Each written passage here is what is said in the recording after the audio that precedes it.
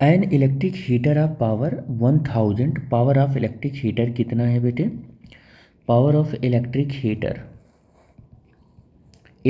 Heater कितना है? Power P is equal to 1000 watt का है। अब raise the temperature, temperature raise करना है, कितना टेम्परेचर रेज करना है? Del T is equal to कितना करना है? T2 माइनस T1, और T1 की वैल्यू 25 डिग्री सेंटीग्रेड और T2 की वैल्यू 31 डिग्री सेंटीग्रेड। तो ये कितना हो जाएगा? 31 माइनस 25, और ये आ जाएगा 6 डिग्री सेंटीग्रेड, या कैल्विन लिख लेते हैं। कैल्विन और डिग्री सेंटीग्रेड भी लिख सकते हो आप, ऐसा मत सोचना। अगर आपको समझ में नहीं आ रहा है कि डिग्री सेंटीग्रेड हम जो है जैसे 6 कैल्विन है तो उसको 6 डिग्री सेंटीग्रेड कैसे लिख पा रहे हैं, तो लेक्चर नंबर 2 देखना, फिजिक्स टाइम के यूट्यूब चैनल पर है, सेपरेट प्लेलिस्ट है कैलोरीमेट्री, और उसमें लेक्चर नंबर 2 जो कि नाम है कॉन्सेप्ट ऑफ टेम्परेचर, हमने उसमें समझा रखा है कि किस तरीके से ये होता है। मैं एक बार ऐसे शॉर्ट में बता देता हूँ।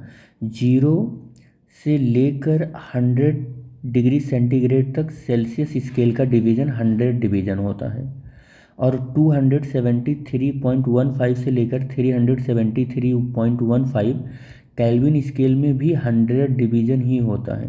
तो अगर 1 डिग्री सेंटीग्रेड के लिए अगर यहाँ पर टेम्परेचर देख रहे हो तो 1 केल्विन आएगा, 1 केल्विन आएगा। इसका मतलब 1 डिग्री सेंटीग्रेड 1 केल्विन के इक्वल है।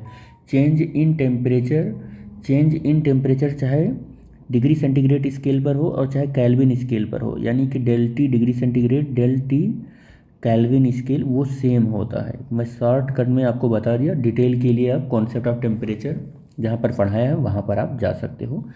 फिजिक्स टाइम के यूट्यूब चैनल पर, यूट्यूब पर लिखिएगा फिजिक्स टाइम अंजनी, और फिर आपको चैनल भी हो जाएगा। सेपरेट प्लेलिस्ट में जाना, कैलोरीमेट्री, वहाँ आपको दिख जाएगा। अब यहाँ पर क्या हो जाएगा, आपको पावर गिवन है, टेम्परेचर मालूम होगा, और मास, जिस लिक्विड को आपका टेम्परेचर राइज करना है 25 से 31 तक, उस लिक्विड का मास कितना है? Mass of liquid small m से लिखेंगे, और वो 5 kg का है, 5 kg का है। और इस टेम्परेचर को 25 से 31 पहुंचाने के लिए कितना टाइम लग रहा है इस हीटर को? इस हीटर को टाइम लग रहा है 2 मिनट।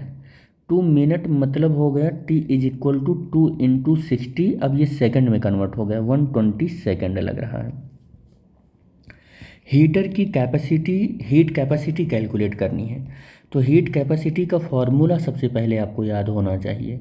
तो हीट कैपेसिटी इक्वल टू होती है हीट उस वाटर को, और फिर यहाँ चेंज इन टेम्परेचर मालूम होना चाहिए। क्या मालूम होना चाहिए? चेंज इन टेम्परेचर,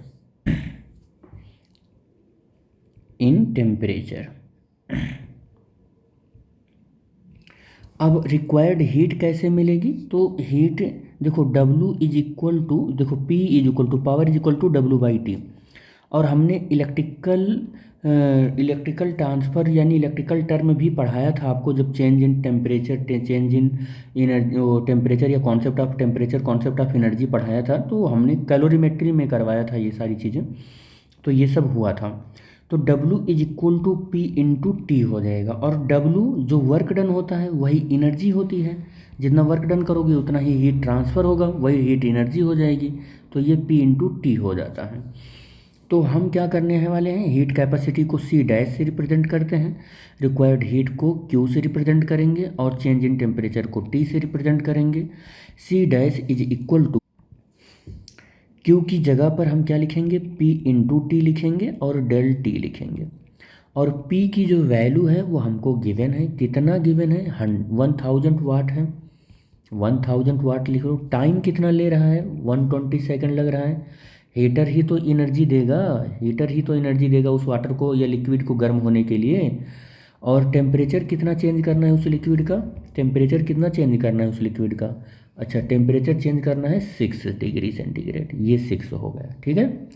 अब इसको सॉल्व कर लो, 6 से इसको सॉल्व करोगे तो 2 0 आ जाएगा, और इसमें मल्टीप्लाई करोगे तो 4 टाइम्स 0 लिखना पड़ जाएगा, और इसको आप लिखोगे 2 इंटू 10 रेज टू पावर 4, और हीट कैपेसिटी को आप जूल अपॉन किलो केल्विन में लिखते हैं, जूल अपॉन केल्विन में लिखते हैं।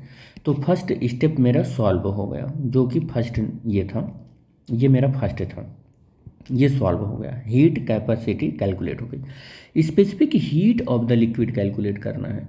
तो specific heat is equal to होता है, specific heat is equal to होता है, क्या होता है ये, C dash upon mass M होता है। ठीक है, सी डैश हमने कैलकुलेट ही कर लिया है, जो 2 × 10⁻⁴ आया है। और मास लिक्विड का कितना है, कितने लिक्विड, 5 किलोग्राम के लिक्विड का टेम्परेचर हमको राइज करना है 25 से 31 तक, तो 5 हो जाएगा। इसको सॉल्व करोगे तो 0.4 हो जाएगा।